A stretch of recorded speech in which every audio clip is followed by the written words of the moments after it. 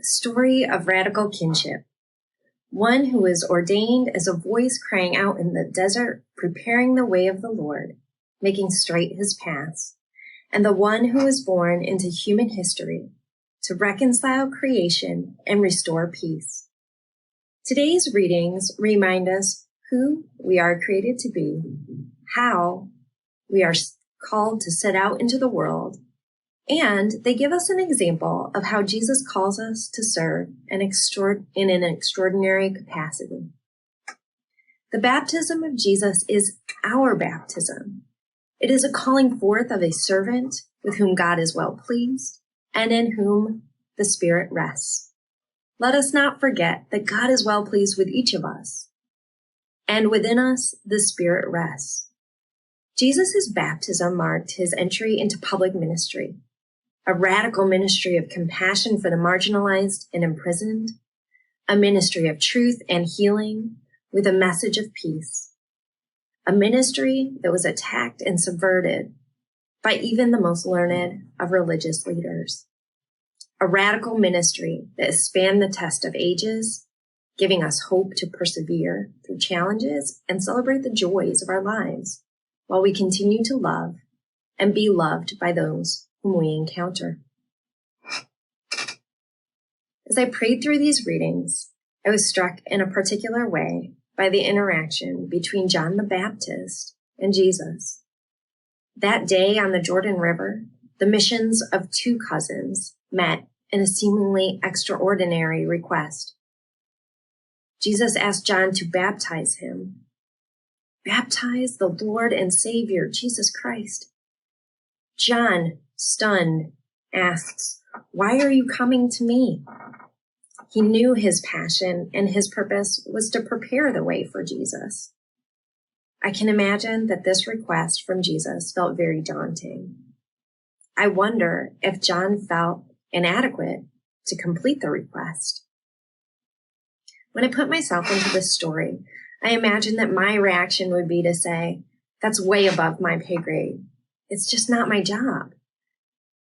This is usually how I react when I'm out of my comfort zone or when the path that I had envisioned is drastically changed. It's my way of relinquishing responsibility to those whom I think are better positioned for the task at hand. So was this to be the day that John's mission ended and Jesus's began? I don't think so. Jesus's request actually invites John into a new purpose.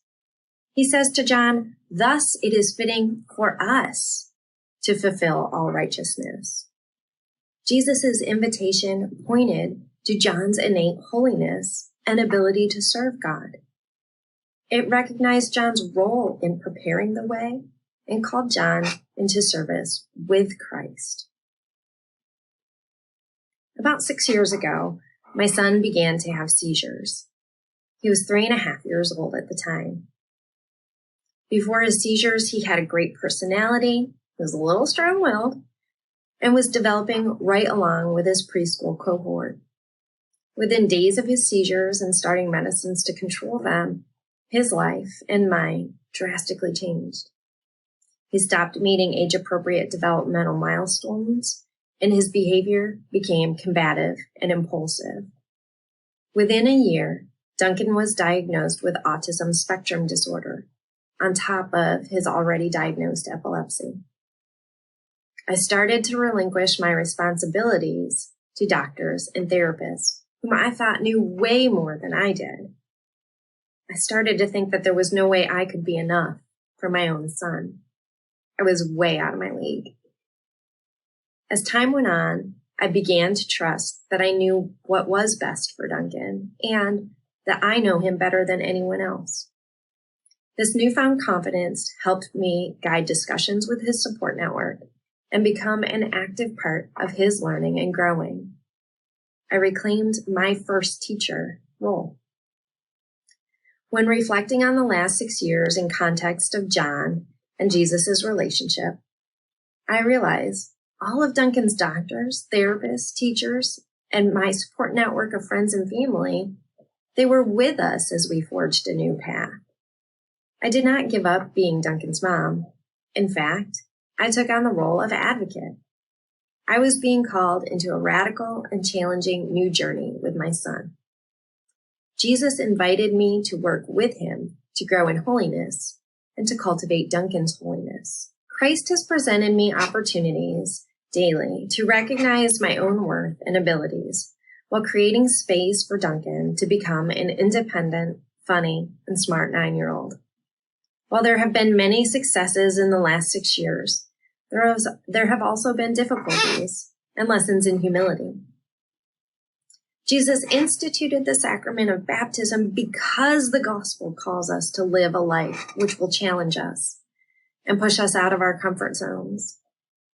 At our baptism, Christ claims us and restores us to the holiness which reflects God's image. Christ gives us the grace that we need to follow him, and we are anointed into service with him. With faith, we step forward each day to do important work that might very well be above our pay grade. However, we do so with the knowledge that God has called each of us for the victory of justice, as a light for the nations, to open the eyes of the blind, and to bring prisoners and those who live in darkness out. Today we celebrate Jesus' baptism and the beginning of his public ministry. Let us also take time to contemplate our own baptism and recommit to living our call daily. As we work for justice in our own way, let our immediacy of action keep Christ's radical message of truth smoldering in our hearts and the hearts of those we meet. My dear sisters and brothers, my prayer for you today is a humble knowledge of your own dignity as you work for justice, and a recognition of the gift of dignity that you give to others by your love.